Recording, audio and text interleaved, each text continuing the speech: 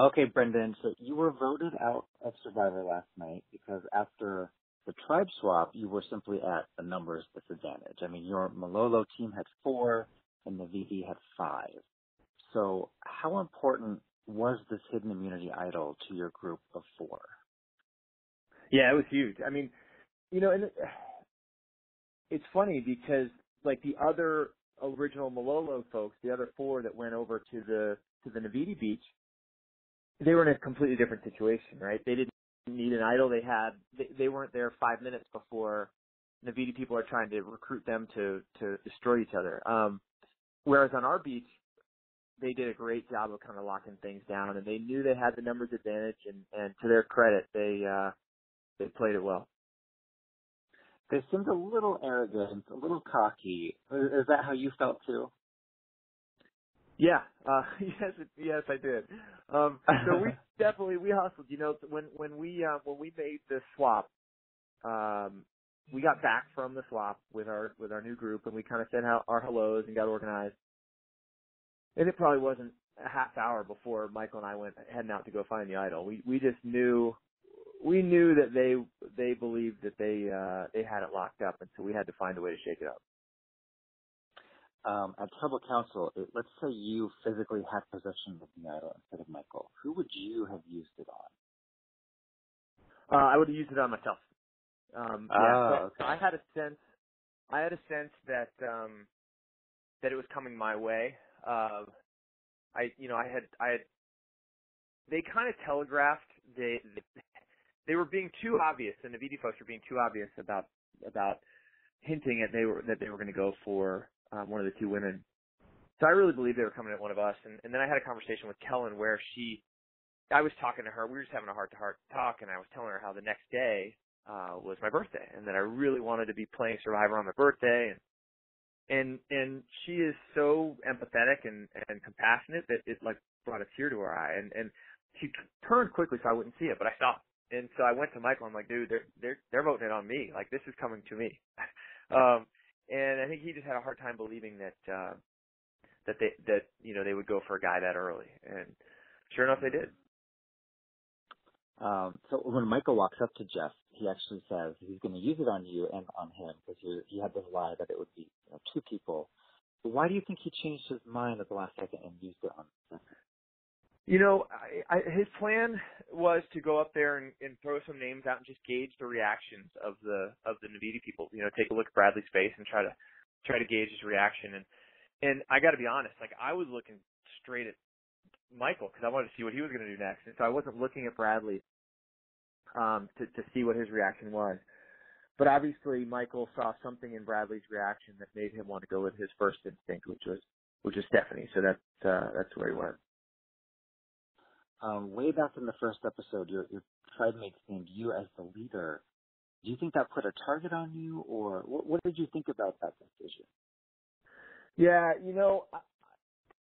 I was so much older than everybody out there that when, in that first challenge when we needed to pick a leader, I got to the point where I could tell I didn't want to just jump out and grab it, but I knew if I ran from it too hard, that would seem conspicuous. It just wouldn't seem right. So I was in that role, and nobody really wants to be out in front as the leader in Survivor. It's usually not the best strategic move, but I think given that I was the oldest man by 15 years and the oldest person by like 4 years in my tribe, I felt like it was a move I had to make. It would have looked funny if I didn't take it. So there I was. The big twist of the season is Ghost Island. You didn't actually get to visit Ghost Island. Is that a regret of yours? Did you want to see what was going on over there? Yeah, I'd love to have gone just to see it and to know what was going on. And I kind of believe that there would be the opportunity for advantages, and so you always want to have a shot at that. I mean, it's a double-edged sword. I think it hurt Jacob because. He was away. He was away from all the rest of us, and they gave us a chance to talk about him, right? And I think in the early game, it's not ever that good an idea to be away for too long, and he was, and so I think it hurt him. But But yeah, I think, had I made it later in the game, I would have liked to give it a shot. I think one of your best moments was when you called out Jacob for not having that paper that goes along with his so-called idol. So you totally called him out, and I think that really helped people, start to distrust him, and that maybe was the reason he was voted out early. Do you think? Did you ever think for one moment that his idol was real? No, I didn't. I didn't think that. I knew that one wasn't real. I knew that for sure. I contemplated for a second, whether he was trying to do some kind of like next level strategy where, he's showing us a fake idol that he knows we think is fake when he really has a real one. It's kind of like a double, it's like kind of like a bluff. Like what Dominic I considered all those possibilities, but no, the one he showed us, I knew that was fake. It looked real though, from my point of view. I got a closer look at it. It wasn't that convincing. Although I will say this, on Survivor, they're doing a good job of making some of the idols look a little bit more crude, so it is harder to tell these days. After the tribe swap, we saw a lot of moments of Bradley just complaining and whining. Was he just a poor sport to be around because he wasn't on his special tribe anymore? He had to hang out with you guys.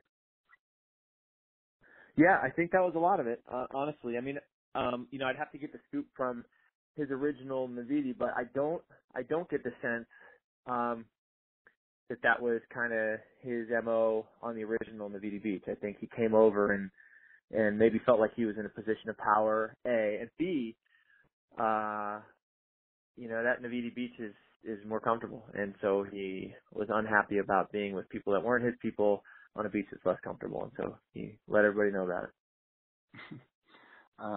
Did you say you've been trying to get on the show for 16 years? Can you tell us a little bit about your journey? 2001. Yeah. Wow. Yeah. It's I applied like 15 times, and so yeah, and I got a few steps down the road at various points.